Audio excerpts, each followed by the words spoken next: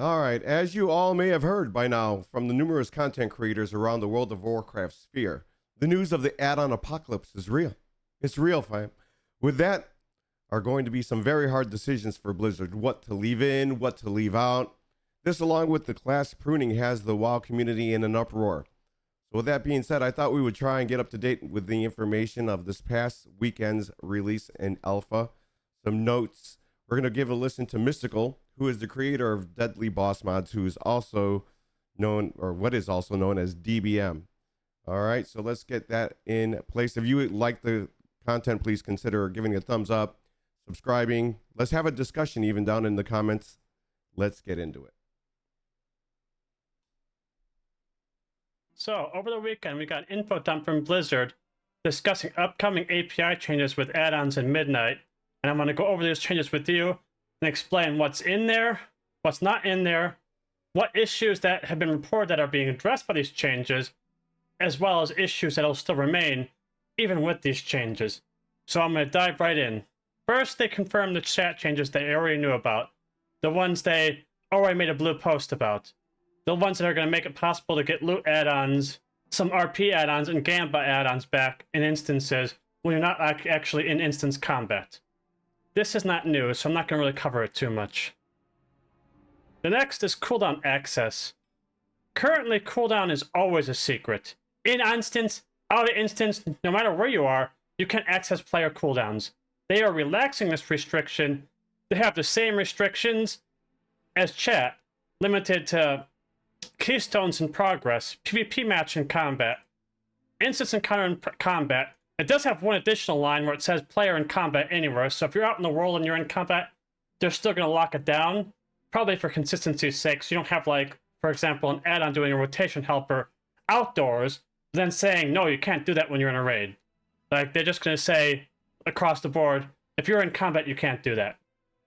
But the important thing about having access to cooldown access out of combat is it unbroke a bunch of mods that were broken for no reason, such as profession mods. They couldn't check your profession cooldowns for you, such as a crafting add-on. That was broken in Midnight. Now it's not. So that's a quality of life that they realized, hey, we went a little too far, time to reel it in. Another example is right here. A keystone add-on where you can, like, mouse over your teleports. It tells you if your portal's ready. That wasn't possible in Midnight because you couldn't check your cooldown regardless of where you were. Even if you're standing here in the city like this, your cooldown was unavailable in Midnight. Now it will be, because it's going to be scoped to combat situations only. So, again, they're taking our feedback and listening to it. Aura access, they already had it locked down in combat, but they're just making it more consistent with the restrictions here and here. One big change that's really helpful is they're unifying the restrictions to be mostly in the same places, so we don't have to create multiple rules for multiple systems. Like currently in Midnight, we have to be like, add-on comms need rules for this, but cooldown access need different rules, Aura access even need a third set of rules, and the codes and the consistency is convoluted. Blizzard putting all these restrictions on the same page just makes it far more consistent and easier to understand. I've entered a combat situation, everything is locked down. I've left that combat situation, all lockdowns have been released. Unit resource access. One key feedback we were giving is when they locked down unit health, unit power, we weren't able to calculate percents anymore. Because with secrets, not being able to know those values, you can't calculate them. Because, for example, for health, we calculate the health value based on the amount missing between unit health and unit health max. And since those were secrets, we could display your current health or your total health, but we could not display your percentage because there was no way for us to calculate it. They're addressing this by adding new API specifically for unit health percent, unit health missing, unit power percent, unit power missing, meaning that even though they're still restricting when they're still secrets, we're going to be able to show those on the unit frames once more. So it's addressing a core concern that they're still going to block it. It's all still going to be secret. But they recognize, hey, it's pretty stupid if a unit frame add-on can't even do something so basic as showing your missing health percent. So they're addressing that. String formatting. This is a bit more technical, but one of the issues with secrets is because Yeah, you all can't this stuff modify looks really secrets without technical. tainting them. Crazy. And what tainting means is once it's tainted, the execution, you get one of those annoying pop-ups that say action blocked. Put it that way. If you try to modify a secret in any way whatsoever. So this is just a quality of life that makes it easier to use secrets. This is mostly, again, an add-on author quality of life. They're giving us a new API that makes it easy to check. What I would like to try and find out exactly is what it is, since he is the creator of DBM, what is it exactly?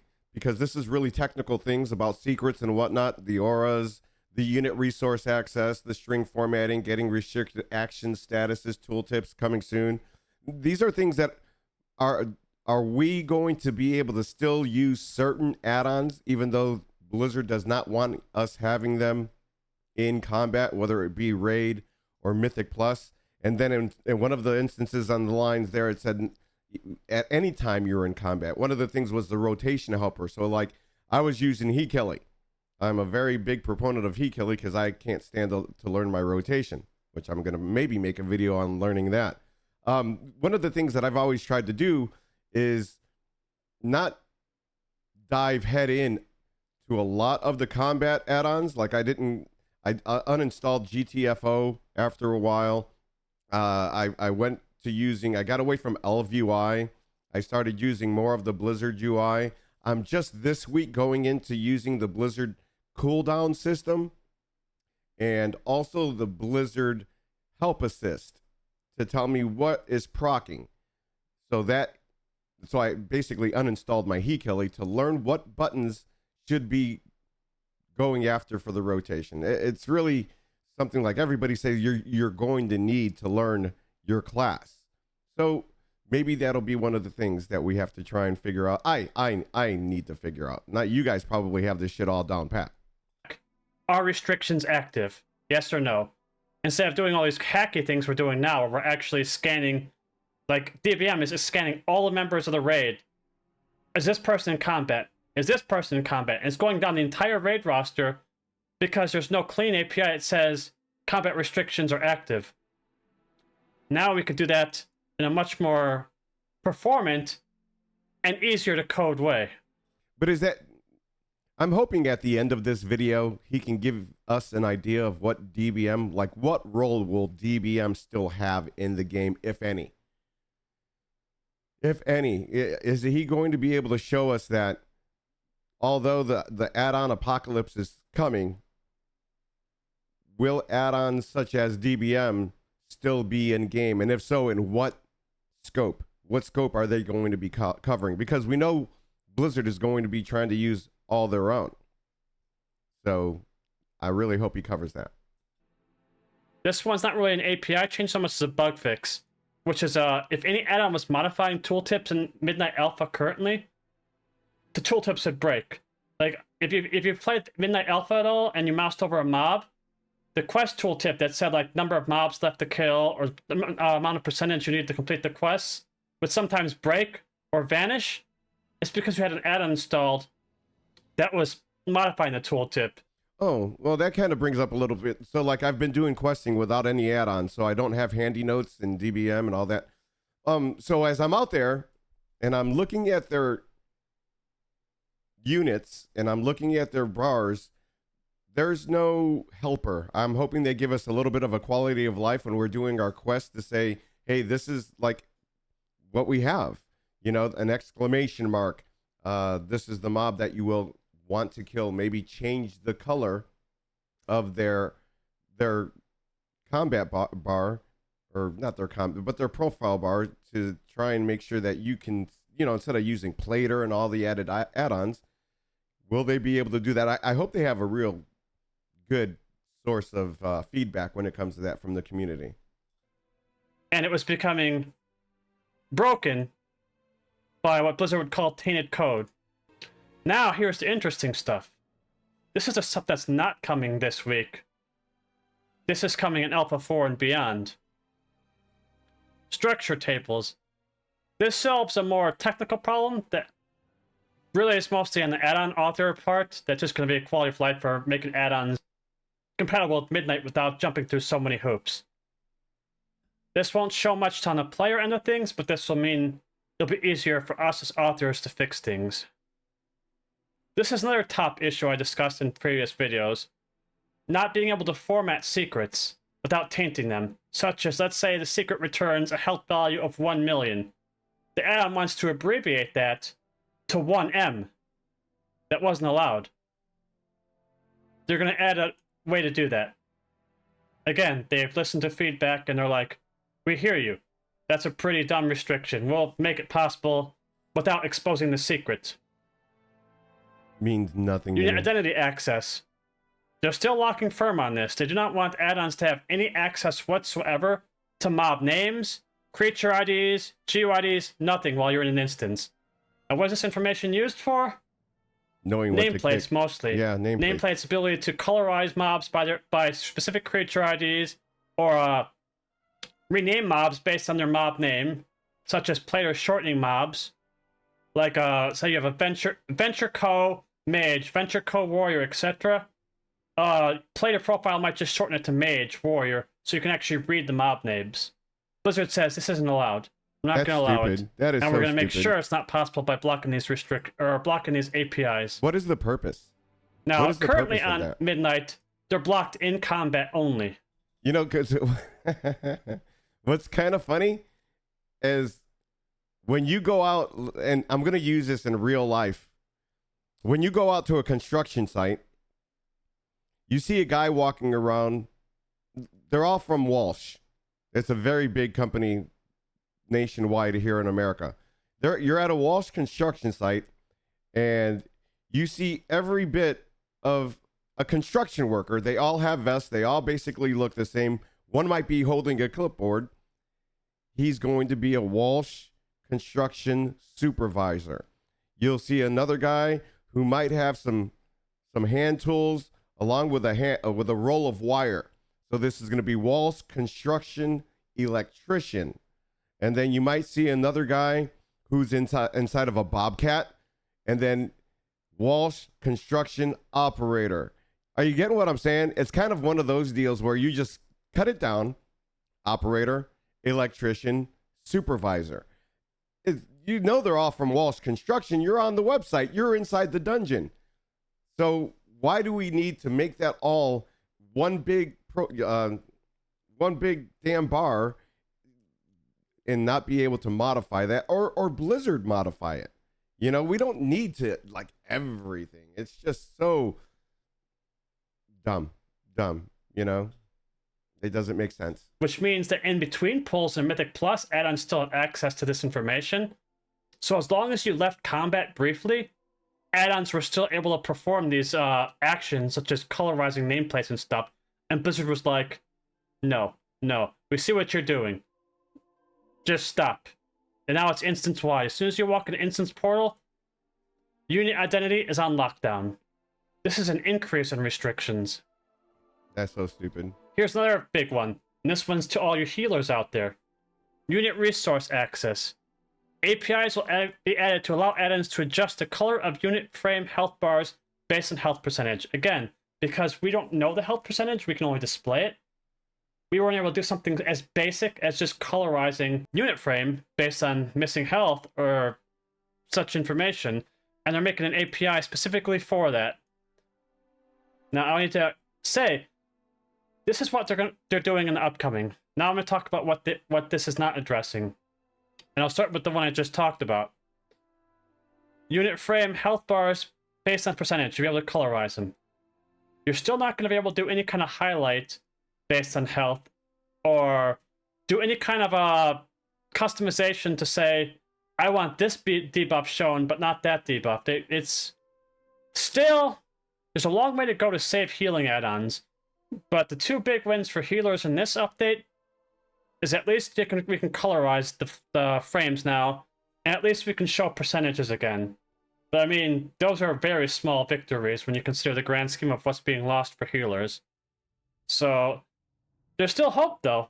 All this feedback still shows that they're listening, but it also shows they're playing catch-up.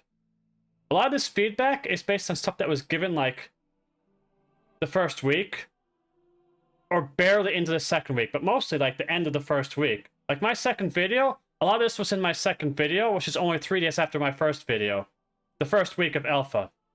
So you could tell Blizzard's playing catch up. Another key thing that's not in here at all, that hasn't even, not a lick of mention, accessibility. Accessibility blew up last weekend. Now Blizzard has about 7 days now to like mull it over and try to figure out what they're going to do with it. But they still haven't made a statement or talked about what they're going to do with it yet. Yeah, the accessibility factor is going to be a huge one for Blizzard to try and tackle, because we have disabled or impaired players. Dawnful, I believe, is a huge guild that are all deaf or hard of hearing, and they rely on certain add-ons and call-outs and things like that that are not in this build.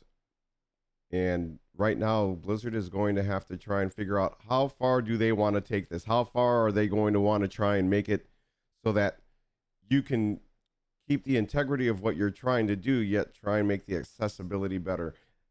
There was another video that he did that I watched, was about, people are saying that only the content creators and authors of these add-ons are going to be looking out for those that are just looking out for their own monetary value. So say, for instance, Mystical didn't get into this to try and make money. He got into this so that he could try and help a game that he loved. And I really find that great.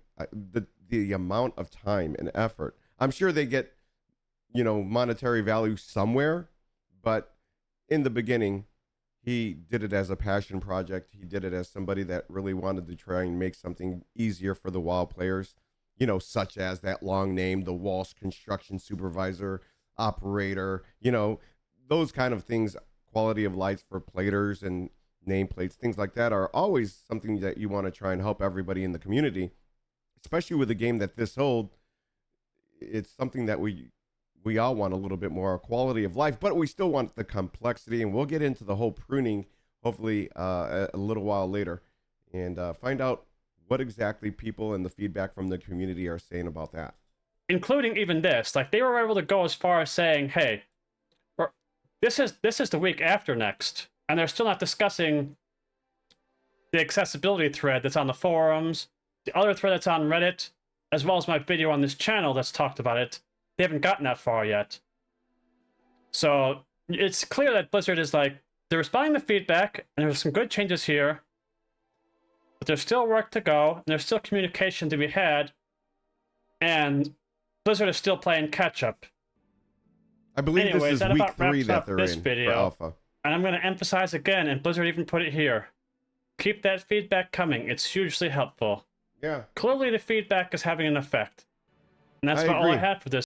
I agree. It's going to be one of those things that you know what? I should actually look, because if they have a suggestion box, and it'd be really nice to show them, because I will do this with everything that I see when I go into a dungeon. I'll record one of my dungeon runs, and I'll try and show you everything that it looks like when I'm in, as a player that was using heat killing, as a player that was very good at interrupts. You'll see how many interrupts I'm missing now. You'll see essentially missing a rotation, things like that. I don't even have details, so I don't even know how well I'm doing. All I try to make sure is that I don't die that much, and we time a key. That's it. So if you like the content, give it a thumbs up. Let me know what you guys think down in the discussion in the comments, and I appreciate it. Have a good one.